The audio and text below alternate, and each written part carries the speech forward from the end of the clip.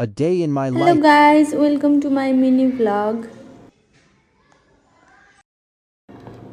आज चाहिँ म हजुरहरूलाई आज दिनभरि मैले के गरेँ भनेर देखाउन गइरहेको छु। आज चाहिँ मैले एकदम मेरो पुरै मेसी किचनलाई चाहिँ एकदम यसरी एसेम्बल गर्दैछु।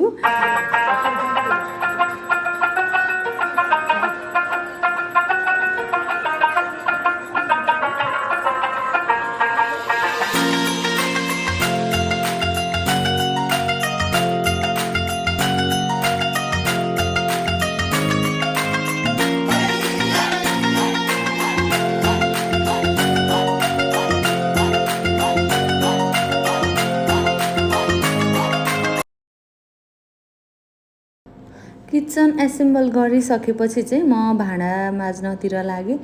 भाँडा यति धेरै थियो कि हजुरहरूले देख्न सक्नुहुन्छ।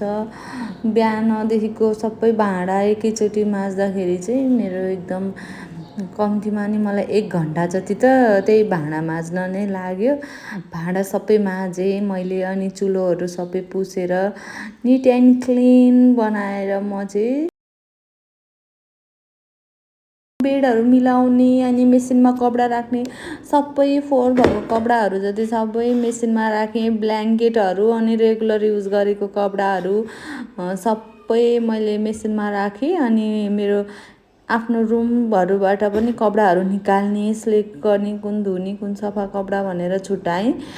छुट्याएर मैले सबै रुम पनि समेटेँ। ब्ल्याङ्केटहरू यताउता सबै मिलाउने, पट्याउने, सफा गर्ने। आफ्नो रुम सफा गरे साथसाथै म गेस्ट रुममा पनि सफा गर्न गएँ। गेस्ट रुम पनि पुरा मेसी भएको थियो, सबै सफा गरेँ। 1 विकसम्म सबै सफा गर्न नभ्याएको चाहिँ म चाहिँ आफ्नो बिदाको दिनमा सफा गर्छु।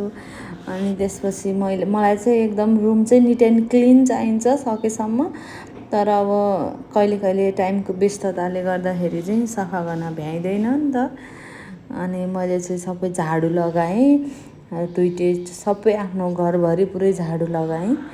झाडु लगाएर हजुरहरूले देख्न सक्नुहुन्छ मैले सब बेडसिटहरू पनि सबै चेन्ज गरेँ, सबै मिलाएँ। आजको मेरो काम भनेको चाहिँ सबै हाउसकिपिङको काम छ के। हजुरहरूलाई पनि मेरो हाउसकिपिङको काम एकदमै राम्रो लाग्यो भने हजुरले मलाई हायर गर्न सक्नुहुन्छ। दैनिकमा चाहिँ $100 कति भयो $100? $100 होइन $1000 दिनुपर्छ यति राम्रोको लागि त। सबैजनाले $1000मा मलाई हायर गर्न सक्नुहुन्छ 1 दिनको लागि। म यस्तै मेरो जस्तै मेसी रुमलाई क्लिन गरिदिन्छु ल।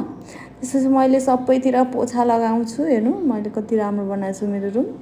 सबै मेरो रुमहरूमा पोछा लगाउने, झाडु लगाउने, निट एन्ड क्लिन बनाएँ। त्यसपछि फेरि मेरो किचन चाहिँ अघि सुकाउन राखेको भाँडा सबै ओभाइसकेको थियो। अनि ओभाएपछि मैले सब भाँडाहरूलाई फेरि एरेन्ज गरेर राखेँ। टेबलमा यत्तिकै छोड्ने कुरा त हुँदैन नि त। अनि सबै एरेन्ज गरेर राख्छु। अनि एरेन्ज गरेर राखेपछि हजुरहरू देख्न सक्नुहुन्छ मेरो टेबल पनि सब खाली भइरह नि त। अनि किचन तल चाहिँ फोहोरहरू झरेको के सफाहरू गर्दाखेरि चाहिँ। अनि त्यसपछि मैले फेरि किचनलाई सब समेटेर बढारेर एकदम क्लिन बनाएँ, झाडु लगाएँ। त्यसपछि झाडु लगाएर पोछा लगाएँ। पोछा लगाउँदा फ्यान अन गरेपछि छिट्टो सुक्छ है। सबैजनाले यो ह्याक चाहिँ ट्राई गर्नु होला।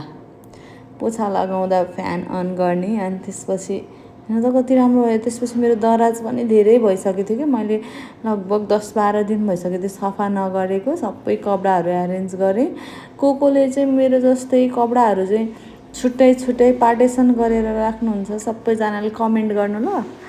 मैले जसरी नै कोले पार्टेसन गरेर राख्नुहुन्छ।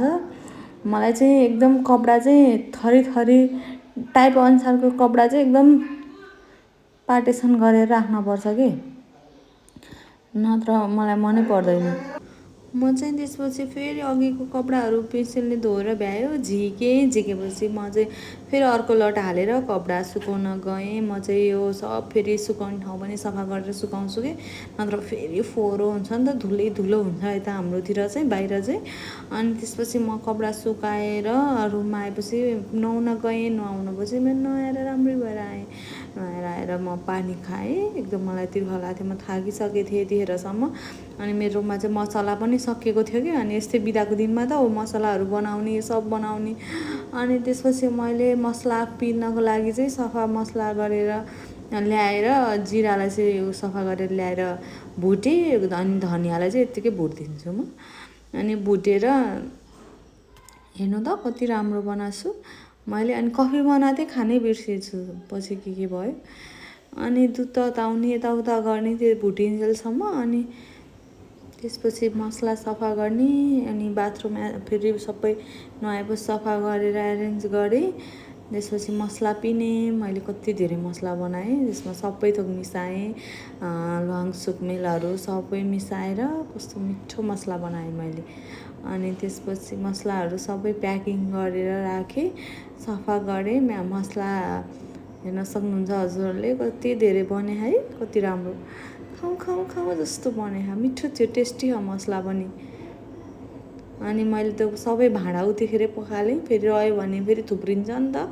फेरि अर्को लट कपडा हालेँ मेसिनमा, एक लट झिकिसकेको थियो नि त ब्ल्याङ्केटहरू झिकेर। अनि फेरि कपडा हालेँ मेसिनमा, अनि त्यो सुकाउन गएँ म चाहिँ फेरि कपडा हालेर।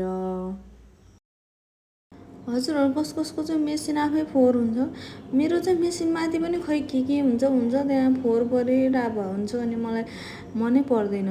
त्यसपछि मैले फेरि हल र किचनलाई एकैचोटि सफा गर्ने, बढार्दै त मेरो त एक दिनमा एक बोरा फोहोर आउँछ मेरो रुमबाट।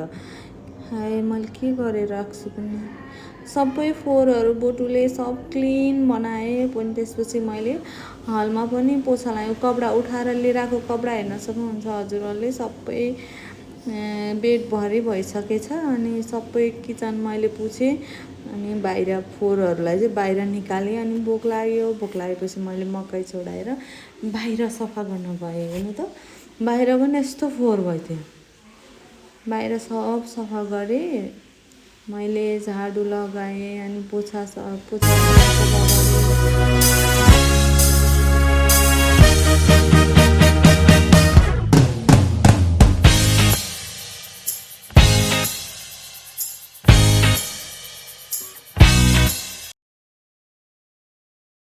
त्यहाँ सफा गरिसकेपछि चाहिँ म आफ्नो कपालहरू कोर्न गएँ, सुकिसकेको थियो कपाल कोर्ने, मुख धुने। अनि त्यसपछि मैले आफ्नो पेन्टिङ गर्न लागेँ। मैले चाहिँ अस्तिबाट मास्क लगाउँछु भनेर राखिरहेको थिएँ, राइस मास्कहरू लगाउँछु भनेको त टाइमै नहुने कि। अनि मैले चाहिँ आफैले अहिले सम्झेर फेसवास गरेर राइस मास्क लगाएर एकछिन रेस्ट गरेँ। त्यसपछि म चाहिँ लागेँ मकै उसिन्न। हजुरहरूको कोलाई चाहिँ हरियो मकै उसिनेर खाना मनपर्छ, सबैजनाले नि मलाई मनपर्छ भनेर बुझ्नु ल। सबैजनाले मेरो फेभरेट खाजा नै यही हो कि। त्यसपछि म कपडा सुकाएको उठाउने, अनि लट चेन्ज गर्ने कि अर्को कपडाहरू सुकाउन पऱ्यो नि त। फेरि कति धेरै थियो कपडा, सबै कपडा हप्ताभरिको कपडाहरू धोएँ। त्यसपछि उठाएको कपडा यस्तो थियो। त्यसपछि मैले चिया पकाएँ, चिया लभर भएपछि चिया नखाइ त हुँदै भएन। अनि चिया र मकै, हरियो मकै खाएँ। अनि त्यसपछि काँक्रो पनि अस्तिबाट राखिरहेको थिएँ, अब कहिले खानु त। अनि आज बिदाको दिनमा नखाएँ होइन। त्यसपछि म फेरि खाएर कपडा पटाउन लगाएँ। फेरि त्यो त्यहाँ त अर्को लट पनि ल्याउन थियो नि त, सबै फेरि यो खाली गरेन नि त, पुरै ठुलो मभन्दा ठुलो थुप्रो हुन्छ नि त। त्यही भएर मैले ल्याएर हेर्नु त सबै पटाएर कति राम्रो बनाएँ। सबै पटाएर भ्यायो, लाइन गयो ल, पानी पऱ्यो लाइन गयो, पटाउँदै त्यसपछि छोडेर म चाहिँ बाहिर गएँ। कति राम्रो थियो मौसम हेर्नु त हजुरले, लाइन गइहाल्छ यता फेरि पानी परेपछि।